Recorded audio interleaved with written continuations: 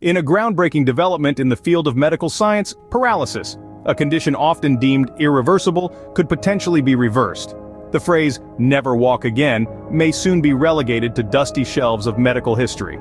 Recent scientific breakthroughs suggest we might be inching closer to such a reality. In Switzerland, scientists at NeuroRestore have made a significant stride towards the impossible. They've developed a gene therapy that not only stimulates nerve regrowth, but also guides these regenerated nerves to reconnect to their natural targets.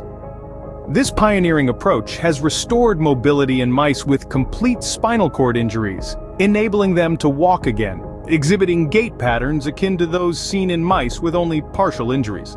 Meanwhile, on the other side of the globe, another team of scientists has discovered a new chemical aptly named 1938. This chemical activates an enzyme called phosphoinositide 3-kinase, or PI3K, which controls cell growth and plays a crucial role in processes such as wound healing. In lab tests, the growth of nerve cells increased significantly when 1938 was added. Rats with nerve injuries showed increased recovery and restoration of motor function. These discoveries hold significant potential. Currently, there are no approved medicines to regenerate nerves. Nerve damage, which can result in paralysis, muscle weakness, numbness, and pain, has limited treatment options. These breakthroughs could change that. They could be the dawn of a new era in treating peripheral nerve damage and other types of nerve damage.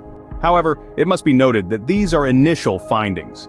Further research is needed before these therapies can be applied in clinical practice. The road to reversing paralysis is long and challenging, but these developments are promising. They give hope to millions of people living with paralysis and nerve damage, signaling a future where they may regain the abilities they've lost. In conclusion, the breakthroughs by the teams at NeuroRestore and the discoverers of the chemical 1938 have opened new doors in the field of nerve regeneration.